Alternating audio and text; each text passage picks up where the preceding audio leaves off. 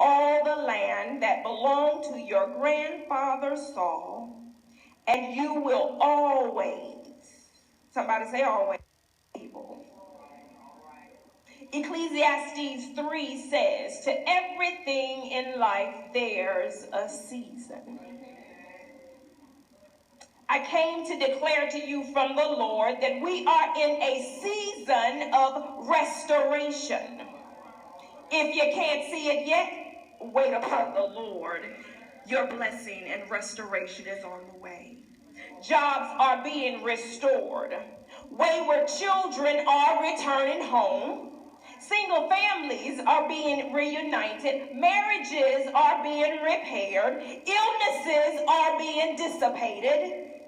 Christian singles are now committing to touch your neighbor and say, neighbor, I'm damaged, but I'm being restored. From the topic today, damaged, but restored. How many of you know that in the process of being on the Lord's side, you're going to be damaged? You might even get broken a time or two. Your faith will be tested and tried. You'll sometimes face some things in your life that will cause you to stumble. Damage does not mean that you're no longer fit for service and should be thrown away like the trash.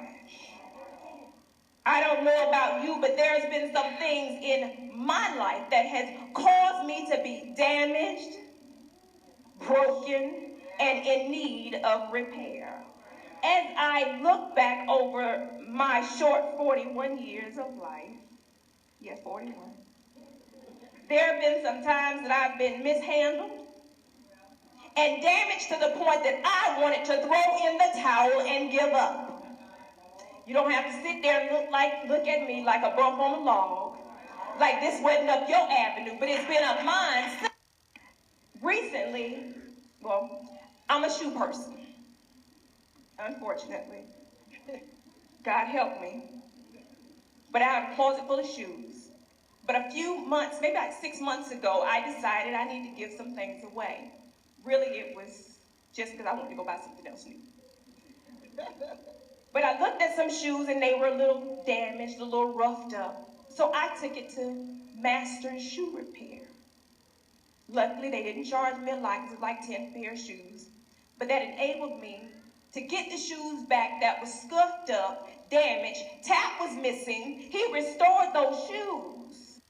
If we take those things in our lives that have been scuffed up, damaged, and used to our master's store shop, he will restore those things and make them usable.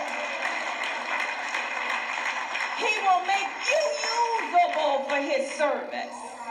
It doesn't disqualify you just because you've been through some things or two. As I began to prepare this message, I stumbled across this story. It gives us a sneak peek into God's unmerited grace and favor. The story has Mephibosheth was born into royalty. He had servants to wait on him 24 hours a day. He had security guards, so he kind of looked like the president of the United States. When he stepped, they stepped. When he moved, they moved just like that. Yeah, y'all remember. I know it took you there. I know it took you there. It took me there too. He was untouchable. Everything he wanted was at his disposal. He ate the finest of things. He wore the finest clothes. We say Prada, Jimmy. Okay. Y'all know. David. This is the same David that killed Goliath. He grew up to be the second king of Israel while he was still a child and Saul was in office. he was anointed to be king. He once played the harp to soothe the same Saul that later on decided he was going to kill him because he was scared about what God was doing on his life. His insecurities, jealousies, envy, and strife wound up putting David. What complicated this story even the more was that Jonathan, Saul's son, was best friends with David. In fact, Jonathan and David decided that they were going to be so loyal to each other that they made a covenant to take care of each other's families no matter what happens. I'm going somewhere. If you remember, Bible scholars, anytime a war ensued, anyone that was captured or of that particular tribe or nation was murdered. Men, women, children, boys and girls, they were all annihilated against the Philistine and Israel, which resulted in the death of the king and his son Jonathan. Now, this brings us to our text. 2 Samuel 4, verse 4. Now Jonathan, Saul's son, had a son that was crippled in both feet.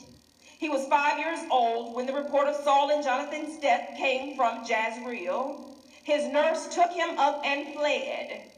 And it happened that in her hurry to flee, he fell and became lame. His name was Mephibosheth. Mephibosheth started out as a disadvantage. His well-intentioned nurse, in a panic, picked him up, and in her haste to we can't blame this nurse because she was doing what she was charged to do, and that was to protect this child at all costs. Because of that one decision, Mephibosheth grew up crippled in both feet. What I'm saying to you today is that sometimes in life we will be thrown a curveball and knocked off our feet. There are things that will drive us to our knees. How many of you know that not all falls, though, are bad? One bad situation can make our knees weak, but there's no fall that's too deep that our God cannot pick us back up